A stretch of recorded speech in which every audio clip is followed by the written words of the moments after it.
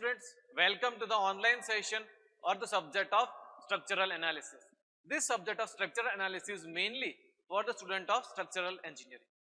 Basically, in design of any kind of a structure, first of all, analysis is required to be done. If the analysis of the structure is done properly, then the design of the structure can be done properly. So basically, we can say that structural analysis is very important subject for the structural engineering students. So let's start with this important subject of structural analysis. So 3, 2, 1. Let's start.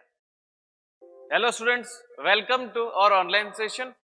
Basically, today we are going to discuss the chapter of influence line diagram. Let's see what are the contents that we are going to discuss in this session. Basically, we are going to discuss first of all the basics thing. This is the bending moment and the shear force diagram that we need in our structural analysis. For any kind of a structural analysis, we require the bending moment and shear force diagram. So basically, we will discuss, we will recall it. After that, we are going to see the sign conventions. After that, we are going to discuss the introduction of the influence line diagram. At the same time, we will be dealing with the definition of the influence line diagram, and we will be also discussing the difference between the influence line diagram and the bending moment diagram. So let's start with our today's session. Basically, the first thing that we need is to recall the concepts of the bending moment and the shear force diagram, because influence line diagram is also kind of a structural analysis only. We are going with the analysis of a structure, either it is a beam or a column or any kind of a structure. It can be either the bridges also, and it can be either the different mechanical component also. The main thing that is the analysis is required to be done, and for that purpose we require the bending moment and the shear force diagram. So let's recall it. Basically, bending moment and the shear force diagram shows the variation of the bending moment and the shear force. In the diagram, basically the variations with the span, what will be the variation in the value of the shear force, what will be the variation in the value of the bending moment, that we can get from the bending moment, the shear force diagram. Okay, it can be different at a different span of a beam. When a load or a set of load is applied to it of a structural member, means whenever the load is applied, obviously there will be some shear force and some bending moment at different point on a beam. So that value we can get it from the shear force diagram. Means the analysis or the engineer who is going to design that beam, he can come to know about the different values of the shear force by just watching the shear force or the bending moment diagram. Okay, so that is the thing. Points of action of this load will be fixed. Basically, in this bending moment and shear force diagram, the point of action will be fixed. Means, for example, if the span of the beam is 5 meters, so the loading point will be fixed. For example, if the condition is like that, there is a point load at a 3 meter from the left of sun, then this condition will be fixed throughout in this member. Okay, and we have to make the shear force and bending moment diagram accordingly. This diagram are useful to determine the maximum bending moment Bm, denoted by Bm, and the shear force, that is denoted by the Sf. Develop in the member and the location of the point of the maximum value to the application of the load. With the help of this bending moment diagram and the shear force diagram, we can come to know what is the maximum value of the shear force and the bending moment the beam have. We can come to know about that, and at the same time we can also come to know about the point, the location on the beam where we are getting the maximum value of the bending moment and the shear force. So this is some introduction. Now moving towards the next thing, that is the sign convention. You can see over here we have cutted the beam into two equal parts. So on the left hand side of the face of the cutted member, the positive values are. And you can see over here that is there on the left side of the cutted member. Okay, the left hand side of the cutted member, there will be a positive value denoted by N, that is normal force, that will be acting to the right side, means it is being tending to elongate the section. The segment of that beam section is means that force is trying to elongate, and that sign will be termed as the positive sign. Now moving toward the next, that is the shear force, that is denoted by V.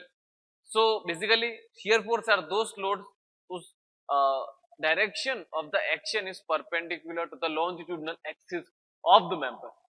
Okay, so here we have the shear force that acts in downward direction and that tends to rotate the segment in a clockwise direction. And we also have the bending moment that acts counterclockwise and that tends to bend the member in a concave upwards so as to hold the water. So you can see over here there is an N value on the left side left side figure. There is an N value which is moving towards the right, that will be termed as positive value because it is elongating the section. So means it is providing the tensile load. Tensile load is termed to be positive. We also have the shear force which is in the downward direction, that tends to rotate the member, or we can say that the segment, into the clockwise direction. Okay, you can see over here there is a V which is in downward direction. Over here we also have the bending moment whose direction is in counterclockwise, means the anti-clockwise. So that will be termed as the positive sign. Okay, you can see over here we have a segment, a particular section where the normal force is trying to elongate. It is both of them are moving in opposite direction, that is trying to elongate.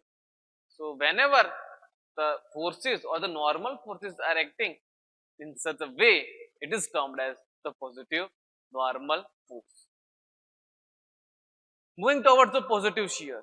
So whenever on the left hand side, if the shear force is in upward direction, and on the right hand side, if the shear force is in downward direction, then whenever such kind of arrangement occurs in a beam regarding the shear force, then such kind of shear force is termed to be the positive shear force. And last thing, that is the bending moment. So whenever on the right hand side, if the bending moment is in anti-clockwise, and on the left hand side if the bending moment is in clockwise, then such type of action, such kind of bending moment is termed to be a positive bending moment. Okay, you can see over here we have a simple supported beam which is having a point load at the center, a concentrated point load at the center, means the span is L, and at L by 2 the point load is there. The intensity of the point load is P. Okay, so you can see over here that we will be drawing the shear force. It will be like a rectangular only. The positive will be in upward direction and the negative will be in the downward direction. Okay, so such kind of shear force will be there. Okay, and the shear force intensity will be P by 2, P by 2. 1 P by 2, that will be above the central line and it is positive, and 1 P by 2 will be minus P by 2, that will be below the central line, and that will be termed as the negative shear force. Okay, so this is how we will be making the shear force diagram figure, and at the same time you can see that there is a bending moment diagram. Okay, its intensity will be, for a point load the intensity will be PL by 4. Okay, so it will be at the center. Okay, so this is how the bending moment and shear force diagram for the simply supported beam can be drawn.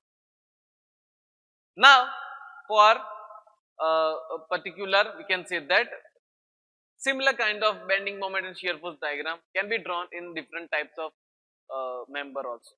Okay, you can see over here that there is a point load having intensity of F at a distance A, from the left hand side, that is the R1 support, and it is having a distance B at the right hand side, that is from the R2.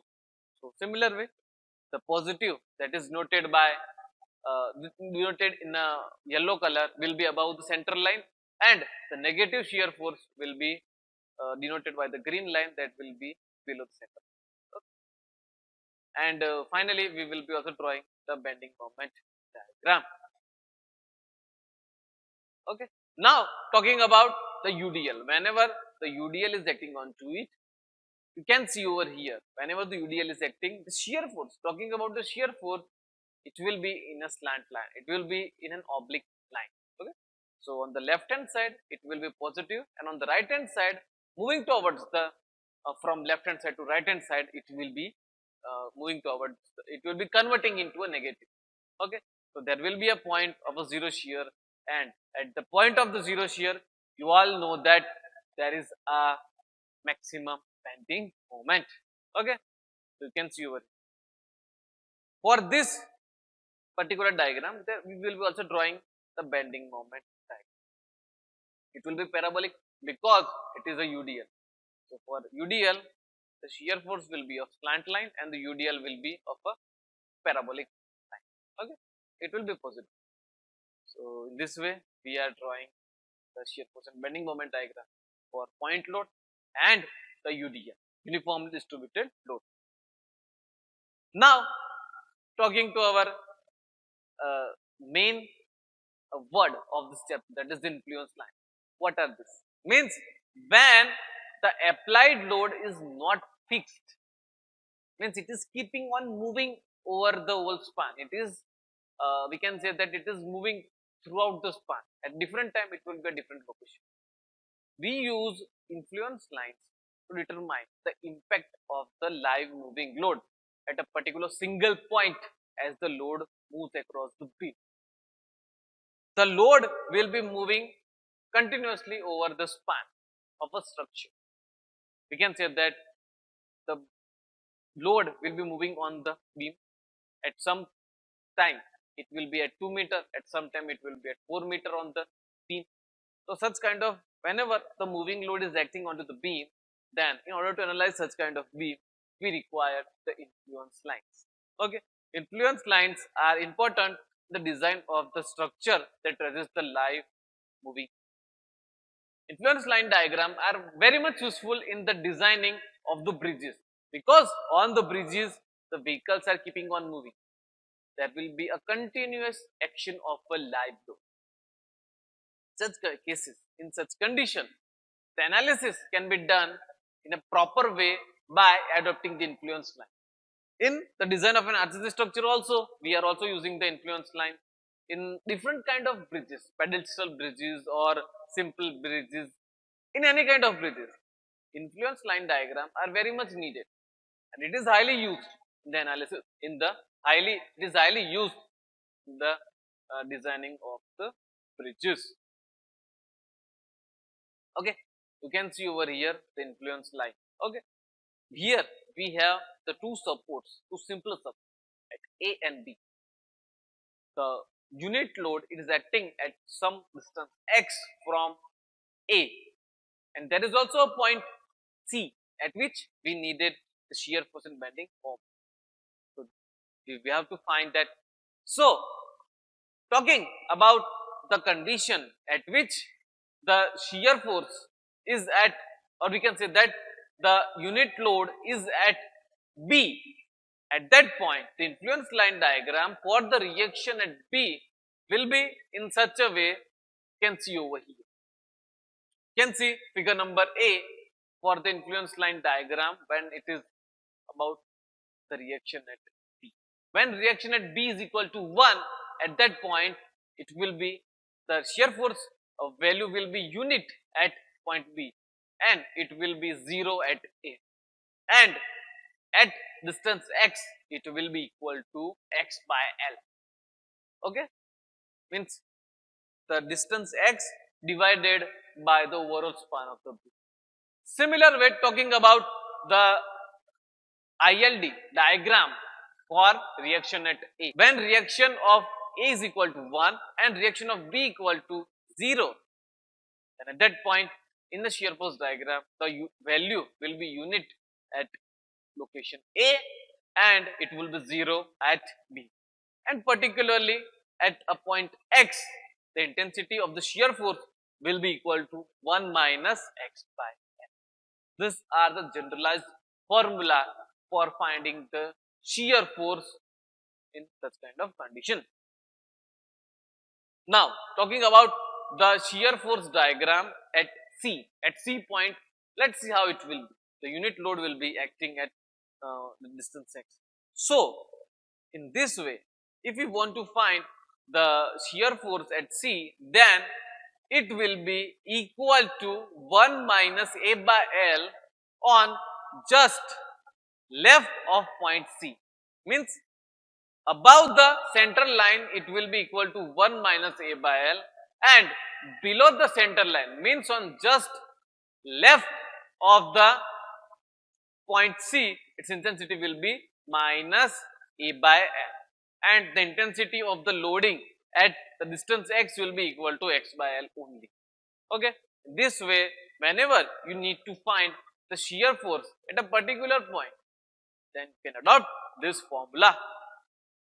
Now, talking about the ILD for the bending moment at point C when the unit load is acting at a distance X. So, in order to find that, the formula will be A into L minus A by L. A is nothing but a distance of point at which we needed the bending moment from the A or the leftmost point. And the intensity at the point at which the unit load is acting, it will be equal to X into L minus A by L. L is the overall span, A is the point at which we needed the bending moment, and X is the distance from the left or the particular reference point from which the load or the unit load is acting. So, in this way you can prepare the shear force and the bending moment diagram using the influence line diagram. Okay. Now, definition. An influence line diagram represents the variation of the shear force, bending moment and a deflection at a specific point in a member as a concentrated load is moving on the member.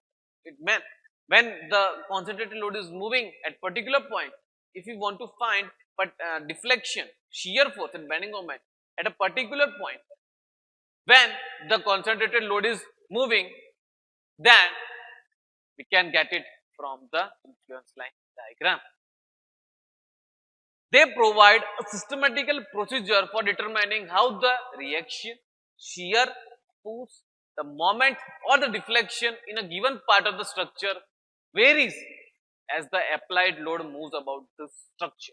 Means whenever the unit load is moving about the structure, how this shear force, the bending moment, deflection will be varying, that we can come to know while adopting the influence line diagram. While adopting the concepts of the influence line, we can get this variation. We can come to know about the variation that can take place while the unit load is moving from one end to the another end.